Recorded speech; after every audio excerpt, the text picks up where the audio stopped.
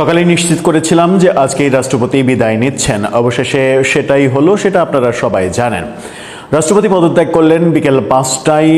এই পদত্যাগের ঘটনা ঘটেছে বলে স্পিকার নিশ্চিত যখন করছেন, তখন নতুন প্রশ্ন যেটা জাগছে সেটা হচ্ছে যে এরপরে কি? রাষ্ট্রপতি পদত্যাগ করলেন, এরপরে কি মামলা, গ্রেপ্তার, গৃহবন্দী, কোনটা? কারণ রাষ্ট্রপতি খুব স্বাভাবিকভাবে পদত্যাগ করেননি, তাকে পদত্যাগ করতে বাধ্য করা হয়েছে। এটা এখন ওপেন সিক্রেট। এবং ওই লন্ডন সফরে শেখ হাসিনার সঙ্গে টেলিফোনে কথোপকথনের কারণেই তাকে সরিয়ে দেওয়া হয়েছে। এই ব্যাপারটা রাগঢাক করার কিছু নেই, যদিও বিএনপির তরফ থেকে এই ব্যাপারটা তো আর বলা হবে না, সেটা তো রাজনৈতিক কৌশল, খুবই স্বাভাবিক। এটা বলাটা বোকামি। কিন্তু প্রশ্ন জাগছে যে এর পরের স্টেপ কি? স্পিকারও আজকে সেরকম প্রশ্নের সম্মুখীন হয়েছেন। আজকে যখন নিশ্চিত সবাই আমরা জানি রাষ্ট্রপতি পদত্যাগ করবেন, আজকেও দেখেছি যে মির্জা ফখরুল ইসলাম আলমগীর তিনি বলেছেন রাষ্ট্রপতির এই পদত্যাগের গুজবে কান দেওয়ার দরকার নেই। কেন এই ধরনের মন্তব্য তিনি করছেন সেটাও বেশ মজার এবং হাস্যকর বিষয়ে পরিণত হয়েছে। চলুন একটু আলোচনা করে দেখি রাষ্ট্রপতির পদত্যাগকে কেন্দ্র করে আন্তর্জাতিক মিডিয়া কি বলছে, রাষ্ট্রপতি পদত্যাগপত্রে এক্স্যাক্টলি কি লিখলেন, স্পিকার রাষ্ট্রপতিকে নিয়ে কি বক্তব্য দিলেন এবং এর পরের স্টেপ কি, রাষ্ট্রপতি পদত্যাগ করার পরের স্টেপ কি হতে চলেছে। থাকবেন। দর্শক, বলছিলাম রাষ্ট্রপতির পদত্যাগ নিশ্চিত হয়েছে, আমরা সবাই জানি। বিকেল 5টায় তিনি পদত্যাগ করেছেন বলে স্পিকার নিশ্চিত করেছেন, সংবাদ সম্মেলনও করেছেন।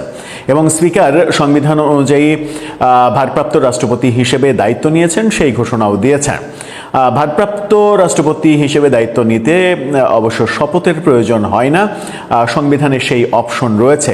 স্পিকার অটোমেটিকলি ভারপ্রাপ্ত রাষ্ট্রপতি হয়ে যাবেন কোনো কারণে রাষ্ট্রপতির পদ যদি শূন্য হয়ে যায়, এবং স্পিকারের জায়গায় ডেপুটি স্পিকার হিসেবে অ্যাক্ট করবেন যতদিন পর্যন্ত না স্পিকার সংসদে ফিরে আসেন, নতুন রাষ্ট্রপতি নির্বাচিত হয়, অথবা বর্তমান ভারপ্রাপ্ত রাষ্ট্রপতিকেই যদি ফাইনালি রাষ্ট্রপতি নির্বাচন করা হয় আগামী সংসদে, তাহলে নতুন স্পিকার আসবেন একজন, অথবা ডেপুটি স্পিকারকেই স্পিকার করা হবে, নতুন ডেপুটি স্পিকার আসবেন। সেটা প্রক্রিয়াগত ব্যাপার, একেবারে সাংবিধানিক ব্যাপার।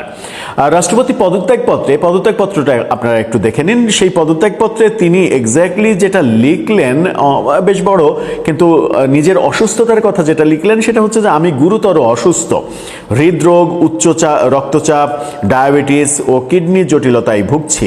আমার হৃদযন্ত্রে বাইপাস সার্জারি হয়েছে। ইদানিং স্বাস্থ্য পরীক্ষায় অটোনমিক নিউরোপ্যাথি নামক রোগ শনাক্ত হয়েছে। এই রোগের কারণে আমি মাঝে মাঝে ক্ষণিক অচেতন হয়ে যাই। রোগসমূহের প্রাদুর্ভাবে শারীরিক ও মানসিক অসামর্থ্যের কারণে রাষ্ট্রপতির মতো গুরুত্বপূর্ণ সাংবিধানিক পদের দায়িত্ব পালন করা তার পক্ষে সম্ভব নয় কথা বলেছেন। স্পিকারও এই ব্যাপারটা উল্লেখ করেছেন। স্পিকার যখন সংবাদ সম্মেলন করলেন তখন মজার ব্যাপার হচ্ছে যে তিনি বললেন যে ফ্যাসিস্ট সরকার তাদের নির্বাচিত রাষ্ট্রপতি হলেও আমরা দেখেছি নির্বাচনের পরে বর্তমান নির্বাচিত সরকারের প্রতি শ্রদ্ধা, সমর্থন সবকিছুই রাষ্ট্রপতি দেখিয়েছেন। এরকম কথা বলে স্পিকার সাবেক রাষ্ট্রপতি শাহাবুদ্দিন চুপ্পুর ব্যাপারে এক ধরনের প্রশংসার বাণী শোনালেন। কিন্তু যখন প্রশংসার বাণী শোনালেন তখন সাংবাদিকরা একটা উদ্ভট প্রশ্ন করেই বসেছেন যে রাষ্ট্রপতিকে এরপরে গ্রেপ্তার করা হবে, তার নামে মামলা দেয়া হবে। স্পিকার বলেছেন যে ভাই, অযথা অন্যরকম প্রসঙ্গ টেনে আনবেন না, আমরা একে অপরের প্রতি শ্রদ্ধা রেখে, আমি তো বলেছি যে ফ্যাসিস্ট সরকারের আমলে নির্বাচিত হলেও তিনি বর্তমান সরকারের উপরে শ্রদ্ধা, সম্মান এগুলো বজায় রেখেছেন, আমি তো প্রশংসাই করেছি, আবার এই প্রশ্ন তো আসার দরকার নেই। তার মানে স্পিকার, যিনি এখন ভারপ্রাপ্ত রাষ্ট্রপতি, তিনি এক ধরনের পজিটিভ কথাই বললেন শাহাবুদ্দিন চুপ্পুকে নিয়ে। যখন এই কথা বলছেন তখন আমরা স্পিকার রাষ্ট্রপতির দপ্তরে গিয়ে যে দেখা করেছেন, প্রয়োজনীয় স্বাক্ষর করেছেন, এরকম একটা ছবি আমাদের হাতে এসেছে। সেই ছবিটা দেখে নিতে পারেন, যেখানে দেখা যাচ্ছে মহামান্য রাষ্ট্রপতি তখন পর্যন্ত যিনি ছিলেন শাহাবুদ্দিন চুপ্পু, তিনি তার আসনে, পাশের আসনে স্পিকার বসে প্রয়োজনীয় সই স্বাক্ষর করছেন রাষ্ট্রপতির দায়িত্ব নেওয়ার জন্য। এই ব্যাপারগুলো আমরা দেখছি। এবং এই ব্যাপারগুলো যখন আমরা দেখছি তখন আমরা দেখছি যে আন্তর্জাতিক গণমাধ্যমেও এটা ফলাও করে প্রচার করা হচ্ছে। রয়টার্সের এই খবরটা দেখে নিতে পারেন। রয়টার্স বলছে বাংলাদেশের president Shahabuddin 76 resigns citing health concern, স্বাস্থ্যগত কারণে তিনি পদত্যাগ করেছেন। আল জাজিরার সংবাদটা দেখে নিতে পারেন। বাংলাদেশ প্রেসিডেন্ট মোহাম্মদ শাহাবুদ্দিন রিজাইন্স, মানে এই আল জাজিরা কিংবা রয়টার্স সহ বিশ্ব গণমাধ্যমে এটা গুরুত্বপূর্ণ খবর হিসেবে প্রকাশ করা হয়েছে এবং ভারতীয় গণমাধ্যমেও এটা প্রকাশিত হয়েছে। বাংলাদেশের গত 2 বছরে যে অবস্থা, রাজনৈতিক অবস্থা, তাতে বাংলাদেশ আন্তর্জাতিক গণমাধ্যমে একটা বড় সাবজেক্ট হয়েছে। সেই কারণেই রাষ্ট্রপতির এই পদত্যাগটা বিশ্ব গণমাধ্যমে, এমনকি রয়টার্সের ওয়েবসাইটে যখন এই ভিডিও করার আগে পর্যন্ত চেক করি তখন পর্যন্ত রয়টার্সের ওয়েবসাইটে রাষ্ট্রপতির এই পদত্যাগ ইস্যুটা কিন্তু তাদের লিড নিউজ ছিল, এতটাই গুরুত্ব তারা দিয়েছে। এই ব্যাপারগুলো, রাষ্ট্রপতির পদত্যাগ তো হয়েছে, এবার তিনি গুলশানের বাসায় উঠে পড়েছেন সম্ভবত। গণমাধ্যমে দেখলাম গুলশানের বাসায় নতুন টেলিফোন লাইন যুক্ত করা হচ্ছে এবং রাষ্ট্রপতি অন্তত আগামী 1 বছর SSF নিরাপত্তা পাবেন, আজীবন অনেক সুযোগ সুবিধা পাবেন। এই ব্যাপারগুলো তো রয়েছে, এগুলো সাংবিধানিক ব্যাপার, কিন্তু মূল যে ব্যাপার, স্পিকারকে যে প্রশ্ন করা হয়েছিল সেই প্রশ্নটা কিন্তু খুবই গুরুত্বপূর্ণ। এরপরে রাষ্ট্রপতির ব্যাপারে কি করা হবে? আমরা দেখছি যে বিরোধী দল থেকে, এনসিপি থেকে তাকে গ্রেপ্তার করতে হবে এরকম দাবি জানানো হচ্ছে। শুধু পদত্যাগে কাজ হবে না, তাকে গ্রেপ্তার করতে হবে। ভাই, আপনারা তো তাকে সরিয়ে দেওয়ার কিংবা বঙ্গভবনে মব করার অনেক চেষ্টা করেছেন, কিন্তু সাংবিধানিক কারণেই তো আপনারা সরিয়ে দিতে পারেননি, কারণ তখন বিএনপি এটার বিরুদ্ধে অবস্থান করেছিল, সেনাবাহিনীর দৃঢ় অবস্থান ছিল। কারণ সাংবিধানিক সংকট সৃষ্টি করে দেশটা অরাজকতার দিকে নিয়ে যাওয়ার যে চেষ্টা ছিল, সেই চেষ্টা তখন রুখে দেয়া হয়েছিল। রাষ্ট্রপতিকে, মানে SSF নিরাপত্তা থাকা অবস্থায় একটা সাংবিধানিক পোস্টের মানুষকে ইচ্ছা করলেই যা খুশি তাই করা যায় কিনা, সেই প্রশ্ন যেমন রয়েছে তেমনি এই প্রশ্ন তো রয়েছেই যে তার বিরুদ্ধে মামলা হবে কিনা। কারণ বহু মানে অপশন তো খুঁজে পাওয়া যাবে। যেমন একটা বড় অপশন হচ্ছে যে ফ্যাসিস্ট সরকারকে সমর্থন করা, তার কর্মকাণ্ডকে বৈধতা দেয়া, এই একটা অভিযোগ তো অন্তত আনা যেতেই পারে। আবার এমনটাও তো দেখেছি যে বহু মামলা হয়েছে এরকম যে ওই শহরেই যে ব্যক্তি নেই তার নামে ওই শহরে কোনো একটা হত্যাকাণ্ডের মামলা দেয়া হয়েছে যে তিনি গিয়ে মেরেছেন। এমনকি সাবেক প্রধান বিচারপতি AVM খায়রুল হকের নামেও এরকম মামলা রয়েছে যে 80 বছরের বেশি বয়স্ক একজন বৃদ্ধ, যিনি স্বাভাবিকভাবে হাঁটাচলা করতে পারেন না, তিনি বন্দুক নিয়ে ঠিকঠাকভাবে মানে মানুষকে মেরেছেন, ছাত্র জনতাকে মেরেছেন। এই ব্যাপারগুলো আমরা দেখেছি। সুতরাং শাহাবুদ্দিনের বেলায় সেরকম ঘটনা ঘটলেও অবাক হওয়ার কিছু ছিল না, যদি সময়টা থাকতো ডক্টর ইউনূসের মেটিকুলাস শাসনামল। এখন যেহেতু একটা গণতান্ত্রিক সরকার আছে, সেহেতু তারা গণতান্ত্রিক ভাষাটা বুঝবে যে কোনটা করা উচিত আর কোনটা করা উচিত না, কোনটা করলে বিশ্বে একটা মেসেজ চলে যাবে যে এটা রাজনৈতিক প্রতিহিংসার প্রতিফলন ঘটছে এখানে। তবুও প্রশ্ন থেকে যায় যে মামলা হলো না, ঠিক আছে, গ্রেপ্তার করা হলো না, তাও ঠিক আছে, তাহলে কি তাকে এক ধরনের গৃহবন্দী করে রাখা হবে, নাকি চিকিৎসার প্রয়োজনে তাকে বিদেশে চিকিৎসা নেয়ার অনুমতি দেয়া হবে? সেই প্রশ্নটা ঘুরে ফিরে আসছে। আমরা দেখেছি যে আজকেই পদত্যাগ করছেন, এই খবরটা আরও একদিন আগে নিশ্চিত করেছিলেন ব্লিটসের সম্পাদক সালাউদ্দিন শোয়েব চৌধুরী। তার ওই কথাটাই আজকে মানে প্রমাণিত হয়ে গেল যে তিনি অথেন্টিক খবর দিয়েছেন এবং তার অথেন্টিক সোর্স ছিল। তিনি আজকে বলছেন ফেসবুকে যে কথা, সেটা হচ্ছে যে এর পরে, ফেসবুক না, একটা অনলাইন প্ল্যাটফর্মে তিনি বলছেন যে এর পরের স্টেপ হতে পারে তাকে গৃহবন্দী করা। সেই পথে কি এগোবে সরকার? কারণ তার বিরুদ্ধে একটা বড় অভিযোগ তৈরি হয়েছে, সেটা হচ্ছে যে শেখ হাসিনার সঙ্গে টেলিফোনে আলাপ করেছেন। হয়তো সেটা আরও অনেক দূর গড়ালে সরকারের জন্য সেটা বিপজ্জনক হতে পারত, এটা বুঝেই সরকার তাকে তড়িঘড়ি করে সরিয়ে দিয়েছে। কারণ এই পদটা খুবই সেন্সিটিভ পদ, এই পদে থেকে হয়তো তেমন কিছুই করা যায় না, কিন্তু অনেক কিছুই করা যায়, যে রিস্ক বিএনপি নিতে চায়নি। দর্শক, এরপরের স্টেপ আপনার কি মনে হয়? তাকে কি মোটামুটি মোটা দাগে গৃহবন্দী করে রাখা হবে, যেন বাইরের যোগাযোগ কিংবা শেখ হাসিনার সঙ্গে যোগাযোগের ব্যাপারগুলো তিনি করতে না পারেন? আপনার মতামত জানিয়ে লিখতে পারেন। সব জল্পনা কল্পনার অবসান ঘটিয়ে অবশেষে পদত্যাগ করেছেন বাংলাদেশের 22তম রাষ্ট্রপতি মোহাম্মদ শাহাবুদ্দিন। শারীরিক অসুস্থতা ও অটোনমিক নিউরোপ্যাথির কথা উল্লেখ করে দায়িত্ব থেকে সরে দাঁড়ালেও যেভাবে তিনি সরে দাঁড়িয়েছেন তা নিয়ে দেখা দিয়েছে বেশ কিছু রাজনৈতিক প্রশ্ন। শারীরিক ও মানসিকভাবে অসমর্থ রাষ্ট্রপতিকে সরাতে চিকিৎসাধীন স্পিকারকে তড়ি ঘড়ি করে ফেরানো হলো কেন?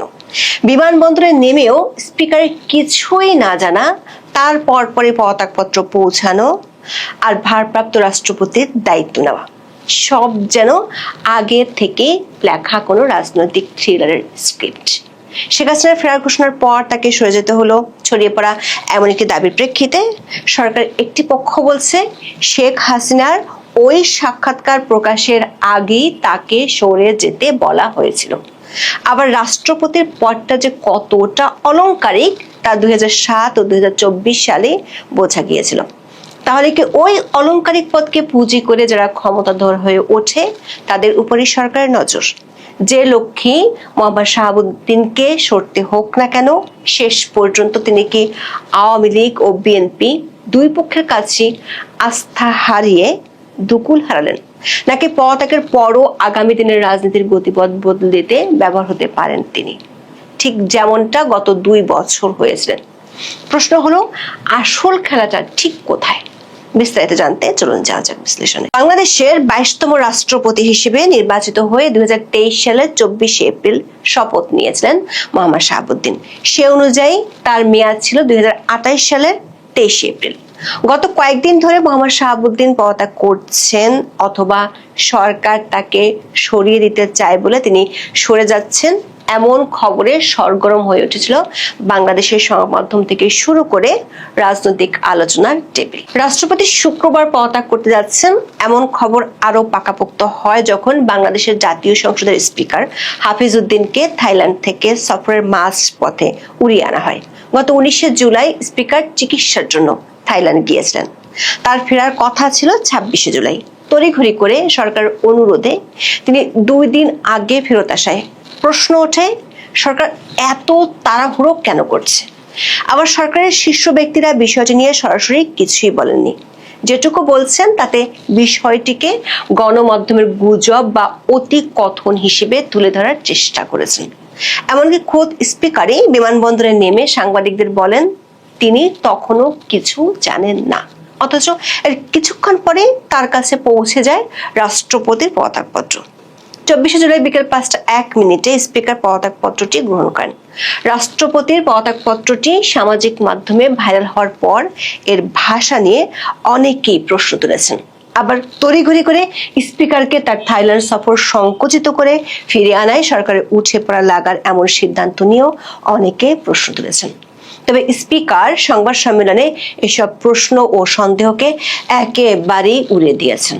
আবার একটি পক্ষ বলছে বাংলাদেশের সাবেক প্রধানমন্ত্রী শেখ হাসিনা ডিসেম্বরে দেশে ফেরার ঘোষণা দেওয়ার পর সরকার রাষ্ট্রপতিকে সরে যেতে বলেছেন। তবে সরকারের শীর্ষ একটি সূত্র বলছে শেখ হাসিনার ওই সাক্ষাৎকার রয়টার্সে প্রকাশিত হয়েছিল 10 জুলাই। সরকারের শীর্ষ মহল থেকে তারও 1 সপ্তাহ আগে সরে যাওয়ার জন্য রাষ্ট্রপতিকে মানসিক প্রস্তুতি নিতে বলেছিলেন। আবার যদিও তিনি সামরিক বাহিনীর সর্বাধিনায়ক, কিন্তু বাস্তবে বাংলাদেশের রাষ্ট্রপতির ক্ষমতা অলংকারিক। প্রধানমন্ত্রী ও মন্ত্রিসভার হাতেই থাকে সব ক্ষমতা। সরকারের একজন মন্ত্রী নাম প্রকাশ না করার শর্তে বলেছেন, রাষ্ট্রপতির হাতে যদি অনেক ক্ষমতা থাকতো তাহলে 2007 সালে অধ্যাপক ইয়াজউদ্দিন 111 কিংবা 2024 সালে মোহাম্মদ শাহাবুদ্দিন আওয়ামী লীগের পতন ঠেকিয়ে দিতে কি পারত না? কিন্তু দুটো সময় দুজন রাষ্ট্রপতি ছিলেন হাতের। এমনকি বি চৌধুরীর বিরুদ্ধে বিএনপি ষড়যন্ত্রের অভিযোগ করে, কিন্তু সেই বি চৌধুরী কি কিছু করতে পেরেছিলেন? আবার আরেকটি পক্ষ বলছে শেখ হাসিনা ডিসেম্বরে দেশে ফেরার ঘোষণা দিয়েছেন, কিন্তু তার বিরুদ্ধে ফাঁসির দণ্ড দেয়া আছে। তাদের আশঙ্কা রাষ্ট্রপতি এই দণ্ড মওকুফ করে দিতে পারেন। স্বরাষ্ট্র ও আইন মন্ত্রণালয়ের কর্মকর্তারা বলছেন সবশেষ 13 বছর পলাতক থাকার পর ফিরে এসেছেন যুদ্ধাপরাধের দায়ে ফাঁসির দণ্ডে দণ্ডিত জামাত নেতা আবুল কালাম আজাদ। ফিরে এসে তাকে একদিনের জন্য জেলে যেতে হয়নি, এমনকি তিনি জামিনও চাননি। পুরো প্রক্রিয়াটি করেছে তখনকার অন্তর্বর্তী সরকার ও সরকারের স্বরাষ্ট্র মন্ত্রণালয়। মন্ত্রণালয়ের কর্মকর্তারা বলছেন, রাষ্ট্রপতির নির্দেশে দণ্ড স্থগিত করাটা সাংবিধানিকভাবে রাষ্ট্রপতির এখতিয়ার হলেও এখানে রাষ্ট্রপতির কিছুই করার থাকে না সরকারের আদেশ পালন ছাড়া। তাহলে সরকার এতটা তড়িঘড়ি করে স্পিকারকে ফিরিয়ে এনে কেন রাষ্ট্রপতিকে সরিয়ে দিল, যেটিকে আনুষ্ঠানিক ভাষায় পদত্যাগ বলা হচ্ছে, এমন প্রশ্ন তুলেছেন অনেকে। সরকারের দুটি সূত্র থেকে বিষয়টি নিয়ে একই রকম বক্তব্য পাওয়া গেছে। ওই সূত্রগুলো বলছে, রাষ্ট্রপতি মূল বিষয় নয়, বরং ক্ষমতাধর পক্ষগুলো যারা রাষ্ট্রপতির মাধ্যমে ক্ষমতার চর্চা করে বা করতে পারে সেখানেই সরকারের শীর্ষ মহলের নজর। সরকারের পছন্দসই ও পুরোপুরি আজ্ঞাবহ রাষ্ট্রপতি না থাকলে অনেক সময় সেই ক্ষমতাধর গ্রুপকে সরকারে বসে আনা কঠিন না হলেও সময়ের সাপেক্ষ হয়ে যায়। পরিস্থিতি অনুযায়ী তড়িৎ ব্যবস্থা নেওয়া যায় না, সেই পথটি পরিষ্কার করতে রাষ্ট্রপতিকে সরে যাওয়ার সিদ্ধান্ত সরকার নিয়ে ফেলেছিল।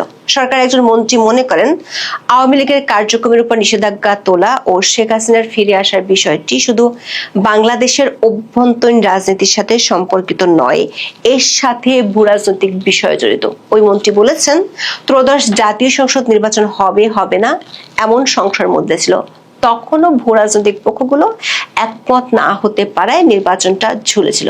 এমনকি তারেক রহমানও দেশে ফেরার আগে ফেসবুক পোস্ট দিয়ে বলেছিলেন, তার ফিরে আসাটা তার একক সিদ্ধান্তের উপর নির্ভর করে না। যে কারণে এসব রাজনৈতিক ইস্যুর মোড় ঘুরিয়ে দেওয়ার বিষয়টি বঙ্গভবনে কে থাকলো তার উপর খুব বেশি নির্ভর করে না। দর্শক, স্পিকারের কাছে পাঠানো পদত্যাগপত্রে মোহাম্মদ শাহাবুদ্দিন লিখেছেন, এখনো পর্যন্ত নিষ্ঠা, সততা ও সংবিধানের প্রতি পূর্ণ আনুগত্যের সঙ্গে তিনি দায়িত্ব পালন করেছেন। 24-5 আগস্ট রাজনৈতিক পট পরিবর্তনের কথা উল্লেখ করে তিনি লেখেন, তৎকালীন সরকারের পতনের পর দেশের শাসনতান্ত্রিক ও সাংবিধানিক সংকট দেখা দেয়। সাংবিধানিক সংকট থেকে উত্তরণের জন্য বাংলাদেশের সংবিধানের 106 নম্বর অনুচ্ছেদে উল্লেখিত ক্ষমতা বলে তিনি রাষ্ট্রপতি হিসেবে বাংলাদেশ সুপ্রিম কোর্টের আপিল বিভাগের মতামত চান। সুপ্রিম কোর্টের আপিল বিভাগের পরামর্শক্রমে অন্তর্বর্তীকালীন সরকার গঠন করেন। মোহাম্মদ শাহাবুদ্দিন চিঠিতে উল্লেখ করেন, বর্তমানে সরকারি দল ও বিরোধী দল গণতান্ত্রিক চর্চার মধ্য দিয়ে জাতীয় সংসদে নিজ নিজ দায়িত্ব পালন করছে। তিনি দাবি করেন, তার সুদৃঢ় ও ইতিবাচক ভূমিকার কারণে দেশে কোনো সাংবিধানিক বিপর্যয় ঘটেনি। অনেকে প্রশ্ন তুলেছেন, রাষ্ট্রপতি কি তার বিদায়ী পত্রে বিগত দুটি সরকারের বৈধতার কথা জানিয়ে গেলেন? না হলে পদত্যাগপত্রে স্বাস্থ্যগত কারণ উল্লেখ করা জরুরি হলেও এসব বিষয়ের অবতারণা কেন করলেন? মোহাম্মদ শাহাবুদ্দিন এরপরই পদত্যাগপত্রে নিজের অসুস্থতার কথা উল্লেখ করেছেন। লিখেছেন, তিনি গুরুতর অসুস্থ, হৃদরোগ, উচ্চ রক্তচাপ, ডায়াবেটিস ও কিডনির জটিলতায় ভুগছেন। তার হৃদযন্ত্রে বাইপাস সার্জারি হয়েছে। ইদানিং স্বাস্থ্য পরীক্ষায় অটোনমিক নিউরোপ্যাথি নামক রোগ শনাক্ত হয়েছে। এই রোগের কারণে তিনি মাঝে মাঝে ক্ষণিক অচেতন হয়ে যান। রোগসমূহের প্রাদুর্ভাবে শারীরিক ও মানসিক অসমর্থতার কারণে রাষ্ট্রপতির মতো গুরুত্বপূর্ণ সাংবিধানিক পদের দায়িত্ব পালন করা তার পক্ষে সম্ভব হচ্ছে না। তার দীর্ঘমেয়াদের চিকিৎসা প্রয়োজন বলে চিঠিতে উল্লেখ করেছেন। বিশেষজ্ঞ চিকিৎসকরা বলেছেন, অটোনমিক নিউরোপ্যাথি হলো এমন একটি স্বাস্থ্যগত অবস্থা যেখানে শরীরের অনৈচ্ছিক স্নায়ু বা অটোনমিক নার্ভস গুলো ক্ষতিগ্রস্ত হয়। মানুষের শরীরে যেসব কাজ সচেতন চেষ্টা ছাড়াই স্বয়ংক্রিয়ভাবে ঘটে, যেমন হৃদস্পন্দন, রক্তচাপ, হজম প্রক্রিয়া, ঘাম হওয়া এবং মূত্রথলির নিয়ন্ত্রণ, এই স্নায়ুগুলো মূলত সেসব কাজ পরিচালনা করে। যখন এই নার্ভগুলো ক্ষতিগ্রস্ত হয় তখন শরীরের এই স্বয়ংক্রিয় ব্যবস্থাগুলোতে ব্যাঘাত ঘটে। অটোনমিক নিউরোপ্যাথির সবচেয়ে প্রধান ও সাধারণ কারণ হলো ডায়াবেটিস। ব্লাড সুগার দীর্ঘদিন অনিয়ন্ত্রিত থাকলে এই নার্ভগুলো ধীরে ধীরে ক্ষতিগ্রস্ত হয়। মোহাম্মদ শাহাবুদ্দিন তার পদত্যাগপত্রের শেষে উল্লেখ করেছেন, সংবিধানের 50-3 অনুচ্ছেদের বিধান অনুযায়ী তিনি রাষ্ট্রপতির পদ হতে পদত্যাগ করেছেন।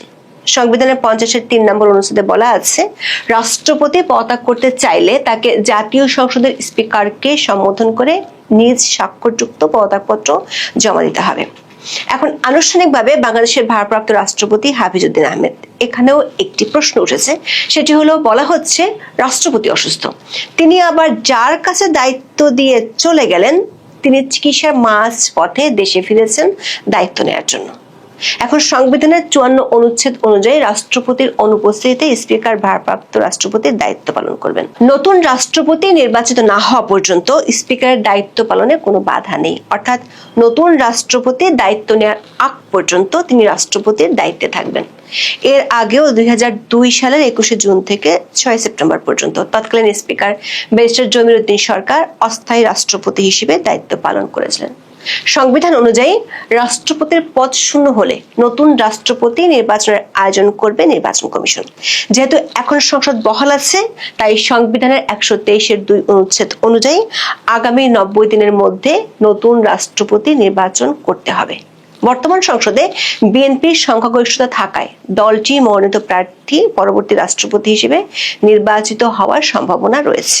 সংবিধানের 54 অনুচ্ছেদ অনুযায়ী নতুন রাষ্ট্রপতির দায়িত্ব গ্রহণ না করা পর্যন্ত রাষ্ট্রপতি সাংবিধানিক দায়িত্ব পালন করবেন জাতীয় সংসদের স্পিকার। সংসদ সদস্যদের ভোটে রাষ্ট্রপতি নির্বাচিত হন। তবে যেহেতু এই মুহূর্তে সংসদ নেই, তাই পরবর্তী সংসদ অধিবেশন না ডাকা পর্যন্ত নতুন রাষ্ট্রপতি নির্বাচনের কোনো সুযোগ নেই। এদিকে 24 আগস্টের রাজনৈতিক পট পরিবর্তনের পর থেকেই মোহাম্মদ শাহাবুদ্দিনের পদত্যাগের দাবিতে সোচ্চার ছিল একটি পক্ষ। মোহাম্মদ ইউনূস যে মোহাম্মদ শাহাবুদ্দিনকে রাষ্ট্রপতি হিসেবে মেনে নিতে চাননি, সেটি নানা ঘটনা থেকে পরিষ্কার হয়েছিল। সেই গ্রুপটির পক্ষ থেকে এবার দাবি তোলা হচ্ছে সদ্য বিদায়ী রাষ্ট্রপতি মোহাম্মদ শাহাবুদ্দিনকে গ্রেফতার করে বিচারের আওতায় আনতে হবে। সংবিধান বিশেষজ্ঞরা বলছেন এ ধরনের ব্যবস্থা নেয়ার সুযোগ নেই, কারণ সংবিধানের 51 অনুচ্ছেদে রাষ্ট্রপতিকে তার দায়িত্ব পালনকালে যে কোনো কাজের জন্য ইনডেমনিটি দেওয়া আছে, যার অর্থ হলো রাষ্ট্রপতিকে তার কাজের জন্য কোনো আদালতে কোনো প্রশ্ন তোলা যাবে না। সংশ্লিষ্ট সূত্রগুলো বলছে রাষ্ট্রপতি পদত্যাগের পর বেশ কিছু সুবিধা সরকার থেকে পাবেন। বাংলাদেশের 2016 সালের রাষ্ট্রপতির অবসর ভাতা, আনুতোষিক ও অন্যান্য সুবিধা আইন অনুযায়ী এসব সুবিধা পাবেন। তবে শেষ পর্যন্ত মোহাম্মদ শাহাবুদ্দিন একুল ওকুল দুকুলি হারিয়েছেন। প্রথমত 24-এর 5 আগস্ট পরবর্তী ভূমিকার জন্য আওয়ামী লীগের অনেকেরই তার বিরুদ্ধে ক্ষোভ আছে। আওয়ামী লীগের একটি পক্ষ মনে করে ইউনূসের শাসনামলে যখন আওয়ামী লীগের নেতা কর্মীদের উপর নির্যাতন চলছিল, তখন তিনি রাষ্ট্রপতি হিসেবে চুপ ছিলেন। এমনকি ইউনূস ক্ষমতা থেকে যাওয়ার পর সাক্ষাৎকারে নিজেকে নিয়ে কথা বলেছেন, অথচ যে আওয়ামী লীগ তাকে রাষ্ট্রপতি বানিয়েছিল তাদের উপর নির্যাতন নিয়ে কোনো কথা বলেননি। এমনকি নিজে মুক্তিযোদ্ধা হলেও ধানমন্ডি 32 নম্বরের বাড়িটি সহ মুক্তিযুদ্ধের স্মৃতি বিজড়িত বহু স্থান ভেঙে গুড়িয়ে দেওয়া হলেও তিনি ছিলেন চুপ। সামরিক বাহিনীর সর্বাধিনায়ক হয়েও তার যে কার্যত কোনো ক্ষমতা ছিল না, সেটি তখনও স্পষ্ট হয়ে উঠেছিল। আবার ইউনূসের আমলে অনেক নিবর্তনমূলক আইনের অধ্যাদেশে অবলীলায় তিনি স্বাক্ষরও করে গেছেন। এসব কারণে মোহাম্মদ শাহাবুদ্দিনের বিরুদ্ধে আওয়ামী শীর্ষ মহলের প্রায় পুরোটাই ক্ষুব্ধ। আবার নির্বাচনের পর বিএনপিকে পুরো দমে সমর্থন দিয়ে গেছেন। বিএনপির লিখিত স্ক্রিপ্ট পড়ে আওয়ামী লীগকে ফ্যাসিস্ট আখ্যায়িত করে ভাষণও দিয়েছেন। শেষ পর্যন্ত সেই বিএনপিও মেয়াদ পূর্ণ করতে দিল না মোহাম্মদ শাহাবুদ্দিনকে। তবে সরকারের একটি সূত্র বলছে দুকুল হারানো সত্ত্বেও বাংলাদেশের সামনের দিনের রাজনীতির গতিপথ পাল্টানোর জন্য মোহাম্মদ শাহাবুদ্দিনকে অনেকেই ব্যবহার করতে পারেন। রাজনীতিতে নতুন নতুন বিতর্ক তৈরি আর আইনগত জটিলতা অনেক কিছুই দেখা দিতে পারে যদি সদ্য সাবেক হওয়া এই রাষ্ট্রপতিকে কেউ ব্যবহার করতে পারে। এখন এ পর্যন্ত, সবাই ভালো থাকুন, সুস্থ থাকুন, নিরাপদে থাকুন। দেখা হবে আগামী পর্বে।